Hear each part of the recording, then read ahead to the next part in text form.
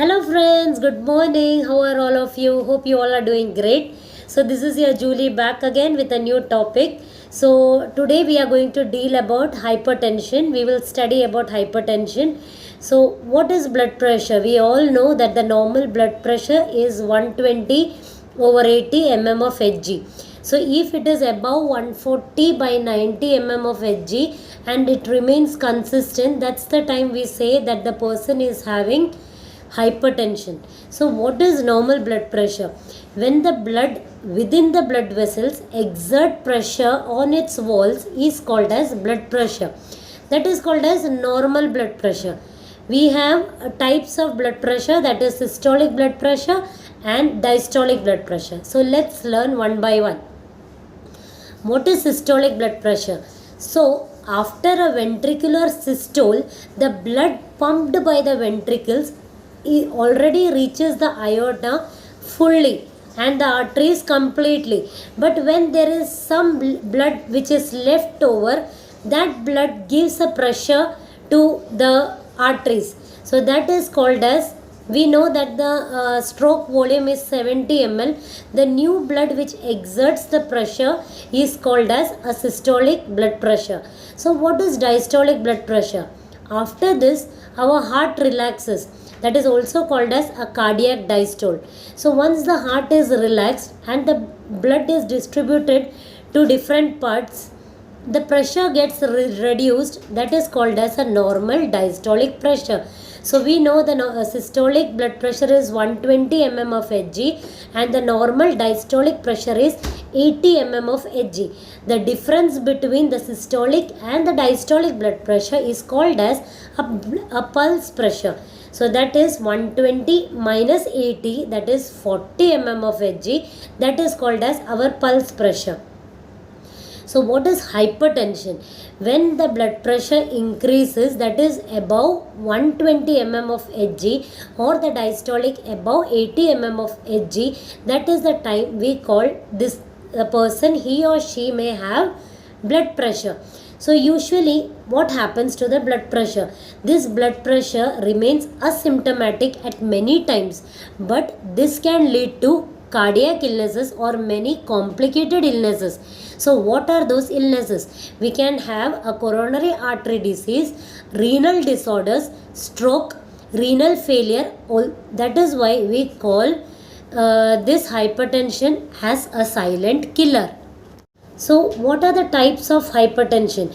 Hypertension is divided into two types, that is primary hypertension and secondary hypertension. So usually 90 to 95% of the population is experiencing a primary hypertension. So what is primary hypertension? Usually the primary hypertension is without any specific cause, but there are risk factors associated with primary hypertension. So what are the risk factors? Aging, smoking, alcoholism, hyperlipidemia, obesity, dietary factors like increased caffeine and salt in our diet, and seventh one is African or American race. So these are the risk factors associated with primary hypertension. So primary hypertension, as I already said, that it is without a specific cause. We don't know what is the reason why he or she is getting a hypertension. So next category is secondary hypertension. What is secondary hypertension? So this is because of a specific reason. That may be because of a disease condition, that is either a person who has a renal failure and associated he or she has hypertension, that is because of a reason. So that is secondary hypertension. The other one is maybe because of an endocrine disorder, like a person has a Cushing syndrome, part of pregnancy, that is preeclampsia or gestational hypertension.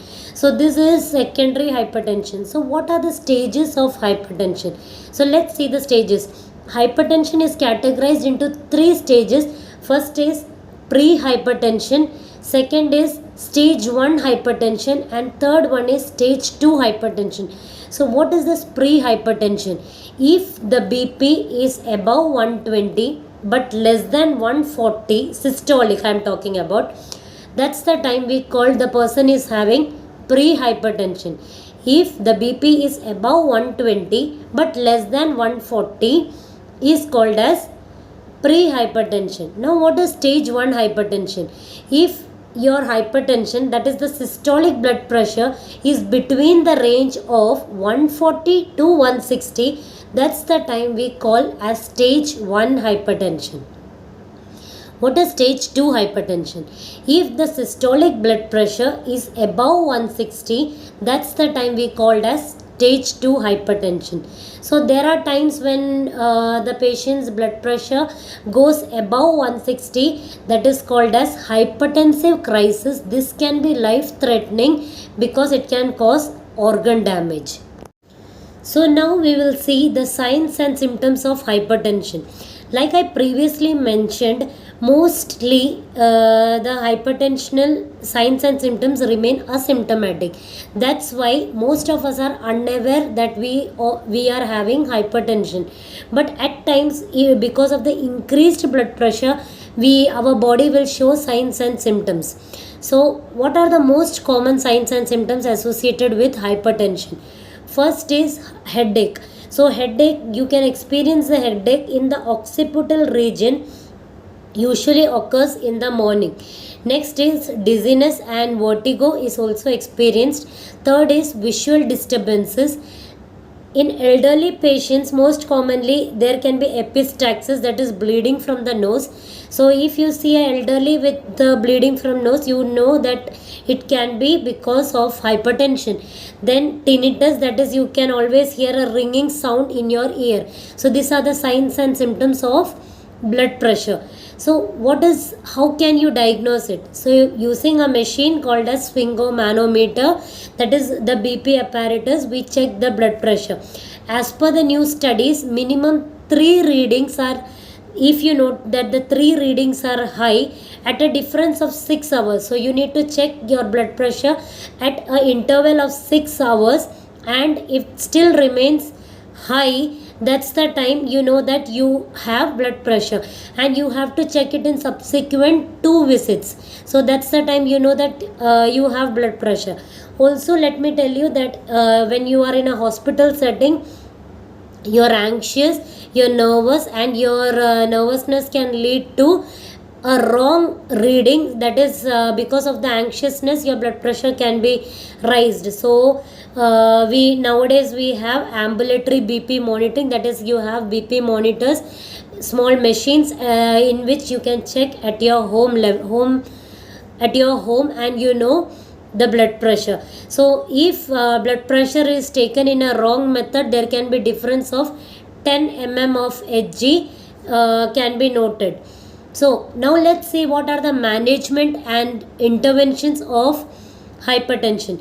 Usually the management is categorized into 2 categories, that is lifestyle management and drugs. So what comes in lifestyle management? So if we will categorize with our clinical manifestations, we can correlate. That is, first one is obesity. So for obesity, we have to reduce the weight, and we can go for aerobic exercises like brisk walking, that is minimum of half an hour you can have walking. You can do dietary modifications. So dietary modifications is very important factor in maintaining proper blood pressure. So which is also called as a DASH diet. So DASH diet simply means dietary approach to stop hypertension. So which includes that you need to add more on vegetables and fruit supplements in your diet.